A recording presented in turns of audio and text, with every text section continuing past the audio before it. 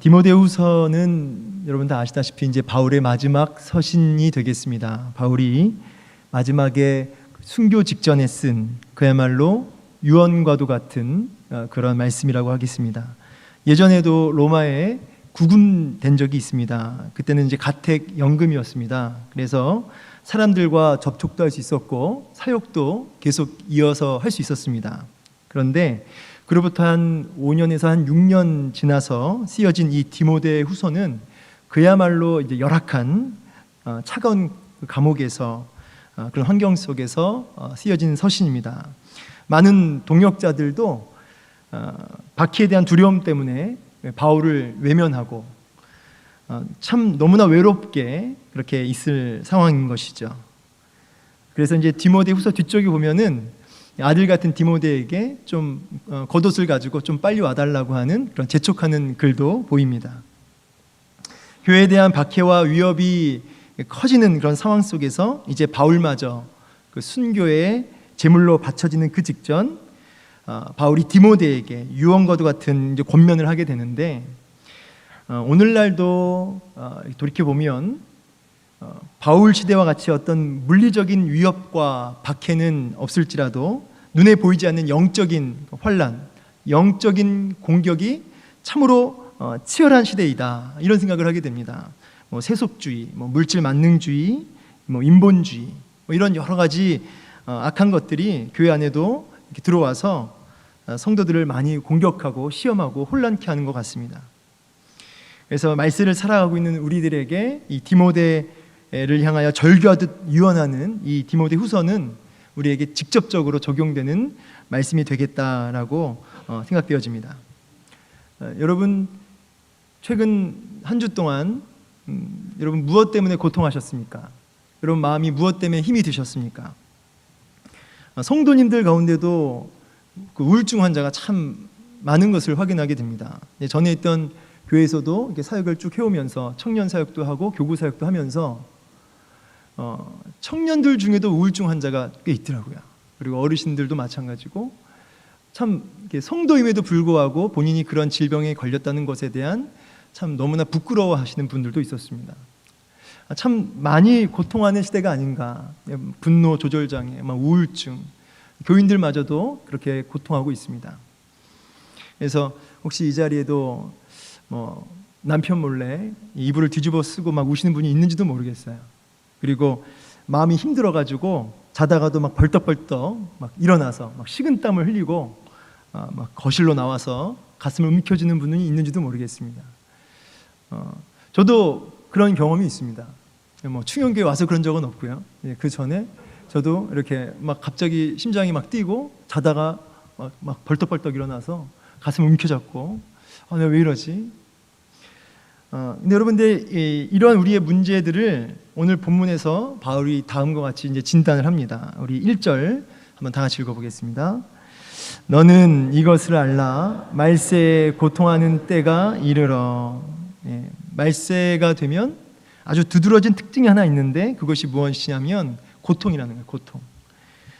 먼저 여러분 한 가지 이제 질문 드리자면 여러분 말세에 대한 그 개념을 좀 어떻게 알고 계신지 모르겠는데 언제가 말세죠? 말세가 언제를 가리킵니까? 네, 다 아시는 것 같네요. 과거 이제 수십 년 전에 이제 어르신들이 뉴스를 보면서 말세다 말세야 이제 그러셨습니다.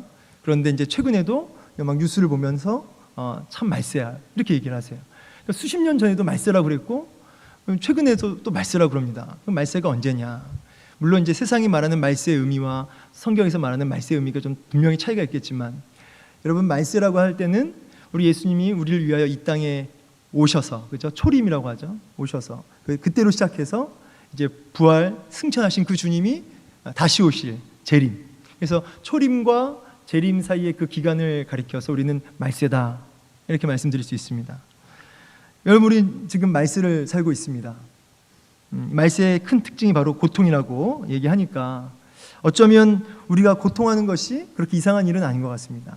말세가 되면 이런 고통이 있다라고 이미 경고하고 계세요. 고통에 대한 부분을 이제 우리가 좀 더 설명을 좀 드리길 원하는데요. 본문에 고통하는 때가 이르할 때 이 고통하는이란 단어가 신약 성경에 딱 2번 나옵니다. 이 원문으로 보면 오늘 본문이랑 또 어디가 나오냐면 이제 마태복음 8장 28절에서 나오는데요. 제가 읽어드리겠습니다. 또 예수께서 건너편 가다라 지방에 가심에 귀신 들린 자 둘이 무덤 사이에서 나와 예수를 만나니 그들은 몹시 사나워 아무도 그 길로 지나갈 수 없을 지경이더라. 아멘. 여기 그 가다라 지방에 귀신 들린 그 2사람, 여기 보면은 그들이 몹시 사납다 그래. 몹시 사나워. 여기 사나워라는 단어가 이 본문에 고통하는 이라는 단어하고 같은 단어입니다. 그래서 여러분, 이 가다라의 지방에 귀신 들린 그 2사람이 얼마나 난폭하고 맹렬합니까? 이처럼 말세가 되면 강력하다 못해서 이 맹렬하게, 이거 맹렬한 영향력 아래 붙들려 가지고 그 사람들이 노예처럼 고통한다는 것입니다. 이제 묵상해 보니까 진짜 큰 문제는 또 어디에 있냐면 그 귀신의 영에, 악령에, 그 맹렬한 그 영에 붙들려 가지고 사나워지고 그래서 막 남들에게 피해를 주고 그러는데, 문제는 악령에 의해서 이성과 어떤 영적인 모든 감각이 말살된 이 귀신 들린 사람들은 본인의 그 심각성, 그 사태의 심각성, 이것들을 못 느낀다는 거예요. 거의 짐승과 같아진 것이죠. 그런 맥락에서 여러분, 말세의 고통이 이제 꼭 그렇다는 것입니다. 조금 더 이제 비유를 들자면, 이름은 이제 기억이 안 나는데 아주 예전에 들은 이야기입니다. 아마 여러분들 가운데도 이제 들은 분이 계실지도 모르겠는데, 미국에 5살 정도도 안 되는 이제 한 아이가 있었습니다. 이제 이름은 기억이 안 나는데요. 이 아이가 어려서부터 그렇게 밝았답니다. 그래가지고 항상 뭐 웃고, 뭐 넘어지고 다쳐도 우는 법이 없대요. 그런데 이제 그래서 아이가 참 순하다, 순둥이구나, 이렇게 생각을 했다는 것이죠. 근데 어느 날 그 위층에서 2층에서 이제 아이가 막 소리를 크게 내면서 막 웃고 있길래 뭐가 이렇게 좋아서 웃나 하고 이렇게 이제 엄마가 올라가서 이제 들여다 본 거죠. 근데 너무나 이제 충격적인 장면을 이제 엄마가 마주하게 되는데, 아이가 어떤 일인지 몰라도 이게 손가락이 심하게 벤 겁니다. 뭐 그야말로 막 너덜너덜, 막 피가 솟구치는 거죠. 근데 아이가 웃고 있는 거예요. 엄마가 막 너무 소름 끼쳐가지고 급하게 그 아이를 안고 병원으로 달려가서 응급처치를 했습니다. 그리고 이제 다시 이제 치료를 이제 했는데, 병원에서 이제 진단한 결과가 뭐냐면, 이 아이가 태어나면서부터 고통을 느끼는 이 신경계 쪽에 장애가 있었다는 거예요. 그래서 어려서부터 그렇게 아이가 넘어지고 다쳐도 그걸 못 느끼기 때문에 아이가 우는 법이 없었던 것이죠. 그리고 손가락이 다쳤어도 이 아이가 웃었던 이유도 이제 막 빨간 피가 막 막 솟구치니까 그게 신기했다는 거예요, 아이가. 그래서 웃었다는 것이죠. 그 이후에 그 어머니의 그 간절한 기도 제목이 뭔지 아십니까? 내 아이가 아픔을 느끼게 해달라는 거예요. 아플 수 있게, 그러니까 아픈 걸 느낄 수 있게 해달라고. 그게 그 어머니의 기도 제목이 되었다는 것이에요. 여러분, 말세에 경험하게 되는 이제 고통이라고 하는 것이 꼭 이와 같습니다. 여러분, 영혼이 지금 피를 철철 흘리면서 또는 죄악 가운데 말라가고 참 그 어두운 영에 붙들려서 막 죽어가고 있는데도 정작 그 귀신 들린 사람처럼 또 그 이 아이처럼 정작 본인은 그 심각성과 그 위기를 자각하지 못하는 것입니다. 여러분, 문제가 생기고 아프면 아프다고 소리를 쳐야죠. 그걸 깊이 느껴야죠. 소리를 빽 지르면서 아프다고 소리를 쳐야 병원으로 달려가는 것이에요. 그런데 본인이 뭐가 문제인지도 모르고 아픈 줄도 모르고 가만히 있으면 여러분, 고칠 기회마저 없는 것이죠. 오늘날 수많은 교인들이, 또 한국 교인들이 자기의 그 영혼이 망해져 가고 있는, 영혼이 다 죽어가고 있는 그 상황에서도 두려워하고 아파하지 않는 그런 모습들이 보여진다는 것이죠. 이게 말세에 당면한 우리의 진짜 문제다, 이렇게 말씀드릴 수 있습니다. 여러분, 사무엘이요, 그 어린 시절에 하나님이 3번이나 그를 이제 부르십니다. 근데 그때 못 알아들어요, 사무엘이. 분별력이 없으니까. 근데 엘리 제사장이 그걸 듣고 정확하게 진단합니다. 사무엘에게 얘기해 주죠. 그래서 가르쳐 줘요. 어떻게 해야 되는지, 어떻게 반응해야 되는지 잘 가르쳐 줍니다. 저는 이제 그 본문을 이제 대할 때마다 참 의문이 들었다는 것이에요. 그렇게 정확하게 알고 남을 가르쳐 주고 정확하게 대답을 해준 엘리 제사장이 정작 본인의 그 영적 상태, 다 무너져 있는 영적 상태를, 본인의 상태를 왜 몰랐을까? 그런 생각을 하게 되었다는 것이죠. 말씀드리고 싶은 게 뭐냐면, 여러분, 직분이 제사장이라고 해도 그가 영적으로 건강하다는 것은 아니라는 것이에요. 여러분, 그가 사역을 잘하고 남을 잘 가르치고 맞는 소리를 한다고 해서 그가 영적으로 살아있다, 건강하다, 이 말은 아니라는 것입니다. 여러분, 성도도 물론이거니와 목사인 저도 영적으로 완전히 무너지고 병들어도 여러분 손색 없이 설교할 수 있는 것이에요. 그리고 사역도 죄송하지만 기능적으로 얼마든지 할 수 있습니다. 여러분, 이거 무서운 일이라는 것이죠. 오늘날 수많은 성도가 지금 이러한 말씀을 살고 있다는 것이에요.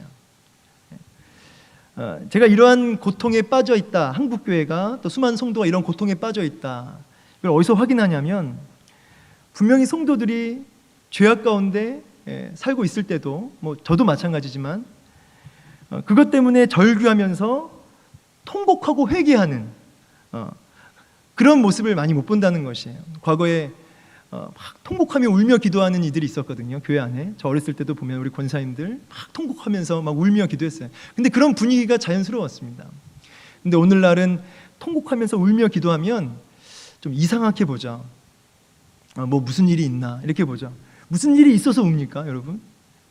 마땅히 하나님 앞에 진리의 빛에 내 심령이 비춰지면 여러분 아픈 거죠. 오호라 나는 공고한 사람이로다. 이 사망의 몸에서 누가 나를 건져내랴. 화로다 나여 망하게 되었도다. 이런 탄식이 깊이 내 안에서 일어나는 것이죠. 그래서 정말 눈물로 통곡하며 회개하는 일들이 일어나는 것인데, 오늘날 그런 모습들이 마치 비정상인 것처럼 그렇게 기도하면, 통곡하면 무슨 문제가 있는 사람이 되어버리는 것이죠. 근데 여러분, 정말 더 무시무시한 건 그렇게 통곡과 회개 없이도 얼마든지 교회는 잘 갈 수 있다는 거예요. 겉으로 보기에. 심지어는 여러분, 통곡과 회개 없이도 세상이 주는 즐거움과 또 분주함에 빠져서 함몰되어서 굉장히 행복하게 살아가는 성도들도 있다는 것이죠. 하나님 없이도, 은혜 없이도 씩씩하게 살아가는 성도들의 모습, 때론 제 모습도 있지만, 여러분, 이것이 진짜 무시무시한 말세를 맞이한 우리들의 고통의 본질이다, 이렇게 말씀드릴 수 있습니다. 그래서 오늘 본문 1절에서는 알라라고 이렇게 명령하시죠. 이게 한 번 알라는 게 아니라, 단회적으로 알라 이게 아니라 끊임없이 지속적으로 말세가 되면 이런 고통이 있다는 것을 너는 인지하고 있어야 된다, 자각하고 있어야 된다, 끊임없이 널 자각하고 있어야 된다라고 명령하고 계십니다. 자, 그러면 우리가 어쩌다가 이런 말세의 고통을 우리가 빠지게 되었을까요? 이런 고통에 빠지게 된 이유, 그 이유가 이제 2절에서부터 이제 5절까지 쭉 나와 있는 것입니다. 2절 함께 읽어보겠습니다. 시작. 사람들이 자기를 사랑하며 돈을 사랑하며 교만하며 비방하며 부모를 거역하며. 네, 아멘. 사람들이 이렇게 자기를 사랑하며 이렇게 얘기하죠. 여러분, 이제 원문에는 이제 접속사 중에 이제 이유에 대해서, 원인과 이유를 언급하는 접속사가 들어갑니다. 그래서 이제 2절부터 5절이 다 그 이유, 말세에 고통하는 원인에 대해서 쭉 이야기하고 있는데, 제가 묵상한 결과 여러분, 이 2절부터 5절의 그 수많은 이유들이 다 어디에 걸려 있냐면, 사람들이 자기를 사랑하며, 여러분, 이 문장 안에 다 걸려 있다는 것이에요. 자기를 사랑하며. 여러분, 좀 정확히 표현하자면 잘못된 자기 사랑에 이제 빠진 것이죠. 사람들이 자기를 사랑했다, 이걸 좀 더 정확히 풀이하자면 잘못된 자기 사랑에 빠져 있다, 이렇게 풀어드릴 수 있겠습니다. 그래서 잘못된 자기 사랑에 빠져 있으니까 그 이후에 나오는 뭐 돈을 사랑하게 되는 것이고 분노를 풀지 않는 것이고 하나님보다 쾌락을 더 사랑하게 되는 이런 모습들이 쭉 이제 열거되는 것입니다. 잘못된 자기 사랑에 빠져버린 상태, 이게 사실 근본적인 문제의 원인이라는 것이에요. 잘못된 자기 사랑에 빠진 이 상태를 딱 한 단어로 바꿔서 얘기하라고 한다면 저는 그것을 이제 중독이라 이렇게 얘기해드리고 싶습니다. 잘못된 자기 사랑에 빠져버린 상태, 중독. 여러분, 중독의 특징이 무엇입니까? 헤어나올 수 없는 거죠. 거기에 붙들려서 헤어나올 수가 없는 것입니다. 평소에 이제 미국에 자주 왔다 갔다 하시는 제가 알고 계신 한 권사님이 계시는데 그 권사님께서 저에게 해주신 말씀이 이제 기억이 납니다. 그 권사님이 뭐라고 하셨냐면 미국에 이제 자주 왔다 갔다 하니까 자기 그 미국에 사는 그 옆집에 한 자매가 있었는데 그 자매가 마약을 했다는 거예요. 마약을. 그런데 그 엄마가 그 사실을 알게 되어서 이 자매를 이제 재활센터에 이제 집어넣은 겁니다. 그래서 이제 딱 감금을 한 거죠. 6개월 정도 그렇게 감금을 이제 시켜 놓으니까 이제 마약 그 기운이 이제 다 빠지고 건강해졌습니다. 근데 문제는 이제 6개월 뒤에 이 자매가 이제 나왔는데 뭐 아니나 다를까 이제 다시 약을 한 것이죠. 그런데 여러분, 이게 이상하게 안 하다가 해서 그런지 그렇게 극소량이었는데도 불구하고 이 자매가 민감하게 그 약에 반응해서 마약에 반응해서 죽었다는 것이에요. 근데 그 자매가 죽고 난 뒤에 그 재활센터에 입수하면서 그 자매가 입수하면서 쓴 그 글이 있었는데 그게 나중에 이제 그 어머니에게 오게 됐습니다. 그 어머니가 그 글을 보고 막 펑펑 울었다는 것이에요. 그러니까 내용인즉슨 너는 나를 죽이려고 하는데 나는 너가 좋으니 이것을 어쩌면 좋으냐. 이 글이에요. 이제 마약을 두고 한 말이죠. 나는 너가 좋은데 너는 나를 죽이려 드니 이를 어쩌면 좋겠느냐. 그러니까 본인도 마약을 하면 안 된다는 것을 아는 거죠. 그런데 거기에 완전히 붙들려 가지고 헤어나올 수 없었던 것입니다. 여러분, 이제 그런가 하면 이제 저도 무슨 생각을 하냐면 삼손이 이방 여인 들릴라에게 빠져 있지 않습니까? 완전히 빠져 있을 때 머리로는 분명히 얘기하죠. 이거 내 힘의 비밀을 알려주면 발설하면 안 된다는 걸 삼손은 알고 있습니다. 근데 너무나 잘 알면서도 어떻게 됩니까? 저는 여러분, 어려서부터 이 삼손 들릴라의 사랑에 빠진 이야기 볼 때마다 삼손이 바보가 아닌가 그런 생각을 진짜 했었습니다. 왜냐하면 그 들릴라가 몇 차례나 대놓고 함정에 빠뜨렸는데도 결국 그 여인에게 자신의 힘의 비결을 발설하지 않습니까? 왜 그랬습니까? 사사기 16장 16절 말씀 보면 날마다 그 말로 재촉하여 조름에 삼손의 마음이 범뇌하여 죽을 지경이라. 삼손이 진심을 드러내었다 이렇게 나와요.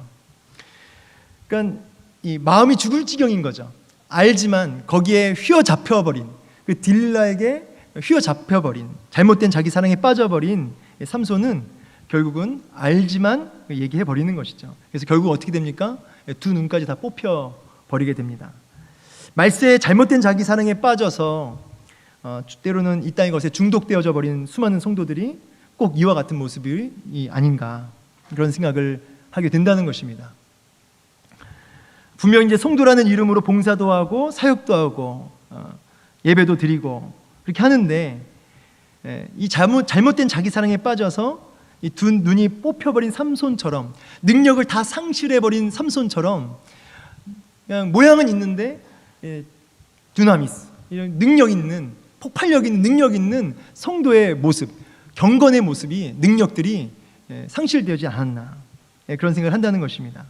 그래서 오늘 본문에서 5절에 우리에게 이렇게 명령하십니다. 우리 5절 말씀을 함께 읽어보겠습니다.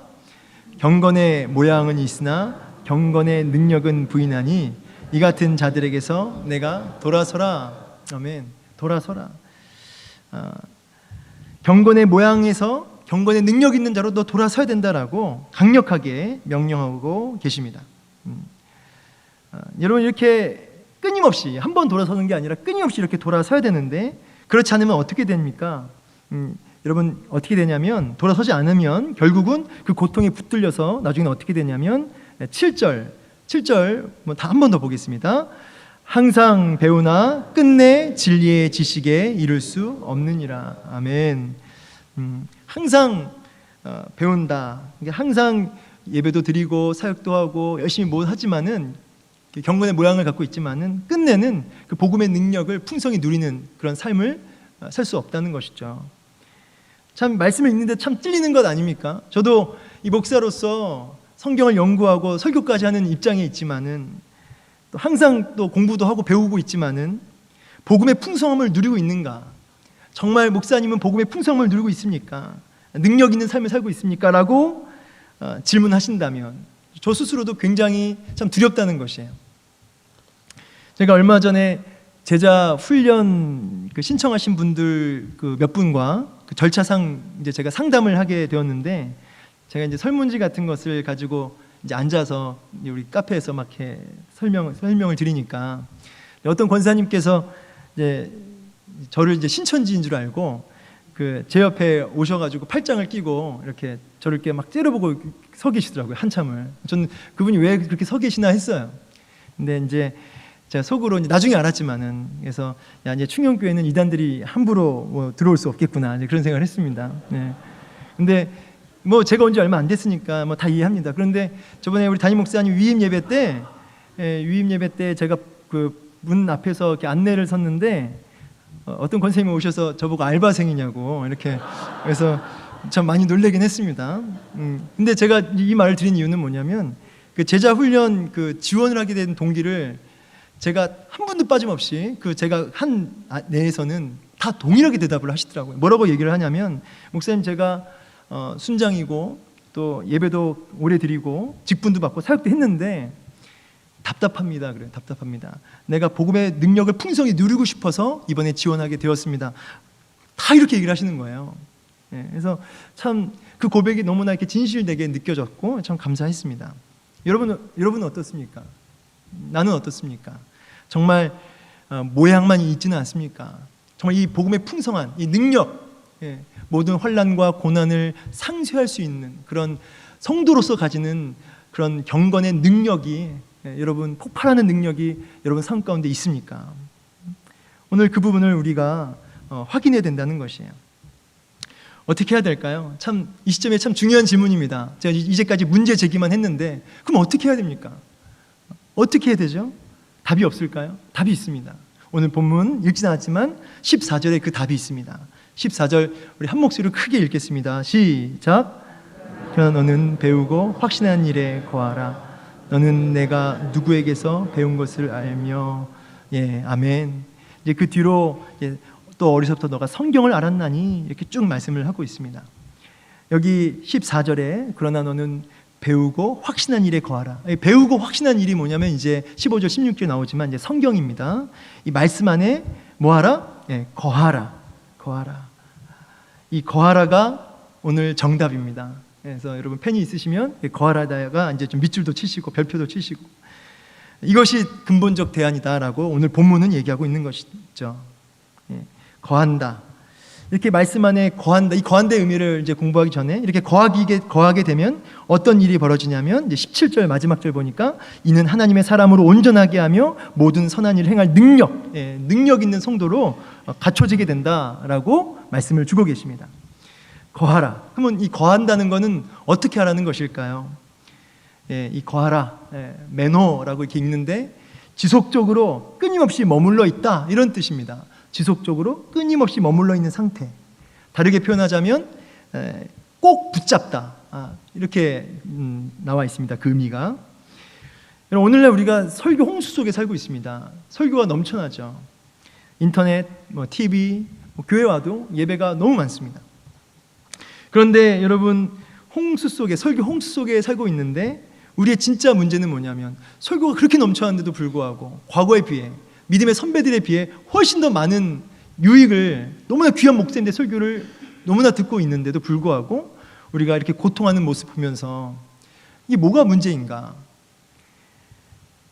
이 매너, 이 한 말씀에 머무르는, 한 말씀이라도 그 위에 지속적으로 머무르는 이 부분이 우리 안에 안 되고 있다는 뜻이에요. 저는 이제 매주일마다 담임 목사님 통해서 선포되는 말씀을 들으면서 사실 감탄을 합니다. 성경을 연구하고 고민하는 사람들은 아마 다 동일하게 느낄 거예요. 감탄을 합니다. 너무너무 막 정리할 정신이 없습니다. 받아 먹을 때 그 기쁨이 너무너무 크죠.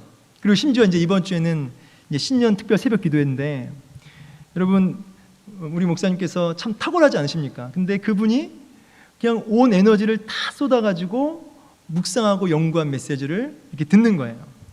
여러분 사실 그냥 솔직한 제 표현을 얘기하자면, 저는 그냥 솔직한 제 표현입니다. 마치 최고급 요리를 대접받는 느낌이에요. 저는 그런 느낌이 좀 듭니다. 참 이 충영교회 복이다, 그런 생각을 하게 됐습니다. 뭐 저에게도 복이지만, 여러분 그 말씀 얼마나 좋습니까? 얼마나 참 감사합니까? 그런데 문제는 무엇이냐면, 듣고 좋다, 좋다 하고 끝나면 여러분 이 고통에서 헤어나올 수 없는 거예요.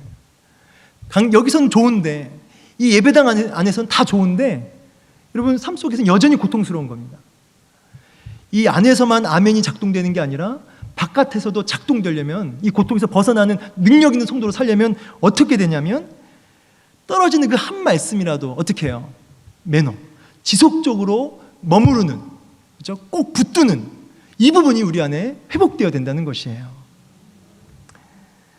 여러분 약 1000명의 성도들이 주일 예배를 드리고 이제 쏟아져 내려오는데, 이제 설문조사 기관에서 이제 나와가지고 무작위로 붙들고 이제 조사를 한 겁니다.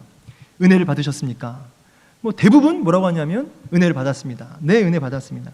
그래서 이제 이 설문 기관에서 이렇게 질문해요. 본문이 어디였습니까? 무엇 때문에 은혜 받았습니까? 라고 이어서 묻자 반응이 어떤 줄 아세요? 웃더래요. 그냥 막 웃더래요. 막 때로는 밀기도 하고 막 웃더래요.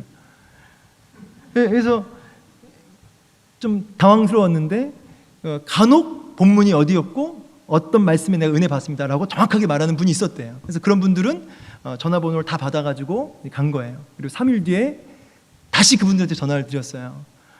지난 주일 3일 전에 주일날 받은 말씀 어디였습니까? 은혜 받았다고 하는 그 말씀 본문 어디였습니까?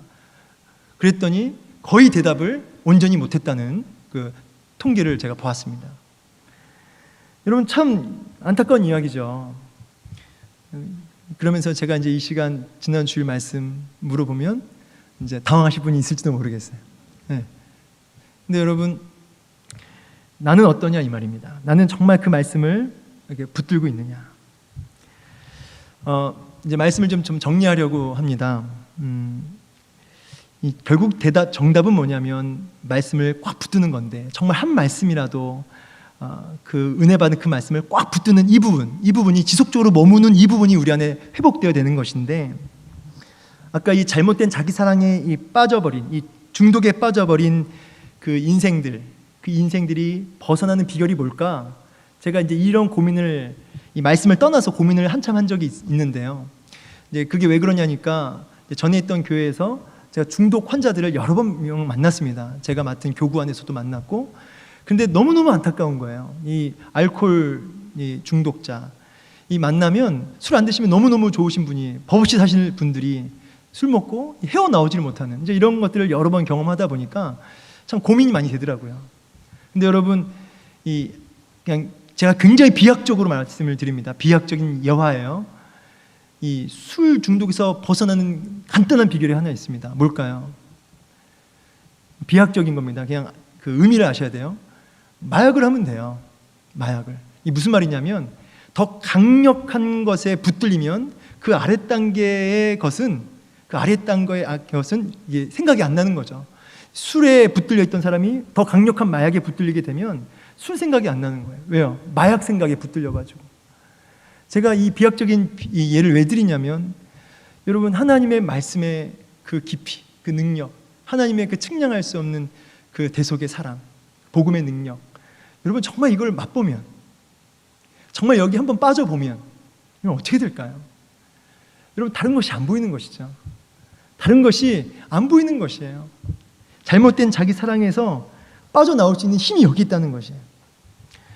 하나님 말씀에 그렇게 꼭 붙들고, 그렇게 그 말씀이 생명인 줄 알고 꼭 붙들을 때 여러분 이런 일들이 벌어진다는 것입니다. 여러분 향기로운 꽃에 이제 막 나비와 벌이 날아듭니다. 그런데 나비는 그 향기만 마시고 가는 거죠. 그리고 곧 날아가 버려요. 그런데 벌은 어떻습니까? 벌은 그 꽃 위에 한참을 머무르면서 어떻게 해요? 꽃 안에 있는 꿀을 빨아들이는 거죠. 여러분 나비 같은 성도가 되어가지고 그냥 말씀의 향기만 맡고 말씀 좋다 하고 곧 날아가 버리는 그런 성도가 되지 마시고 벌처럼 한참을 그 말씀에 머무르면서 꿀보다 단 그 하나님의 말씀의 그 능력을 정말 맛보시는, 경험하시는 그런 성도님 다 되시길 주의 이름으로 축복합니다. 예, 바라기는 이제 매 주일마다 온 힘을 다해 준비하고 선포하시는 그 생명의 말씀을 벌처럼 꼭 붙들기 소망합니다. 예, 특별히 이제 2020년대를 시작하는 우리에게 이제 하나님께서 허락해 주신 이 새벽 기도를 통해서 그 부어주신 그 말씀을 꼭 붙드는 은혜가 있어야 된다는 것이에요. 그래서 여러분 도전합니다. 이건 제가 하는 방법 중에 하나인데 여러분 들은 말씀 열심히 적거든요. 근데 이렇게 하고 끝나면 안 된다는 거예요. 계속 지속적으로 그 말씀에 머무르려면, 벌처럼 머무르려면, 그 진리를 끌어당겨 쓰려면 여러분의 것으로 만드셔야 돼요. 그래서 저 같은 경우는 이제 저녁 10시에 일기를 쓰듯이 오늘 주신 말씀, 깨달은 말씀을 정리를 하는 시간을 갖는데 여러분 그렇게 해도 좋습니다. 어찌됐든 내가 오늘 들은 말씀을 다시 한번 정리를 해보세요. 그리고 자녀들에게 가르쳐주세요. 나눠주세요. 아내에게, 그다음 남편에게. 그리고 식사할 때마다 내게 주신 그 말씀을 짧게라도 붙들고 기도하고 이렇게 끊임없이 그 말씀 위에 늘 머무르려고 하는, 지속적으로 그 말씀을 꼭 붙들려고 하는 몸부림이 우리 안에 회복되어질 때 경건의 모양이 아닌 dynamis, 경건의 능력 있는 성도의 삶으로 그렇게 힘있게 돌아서게 될 줄로 믿습니다.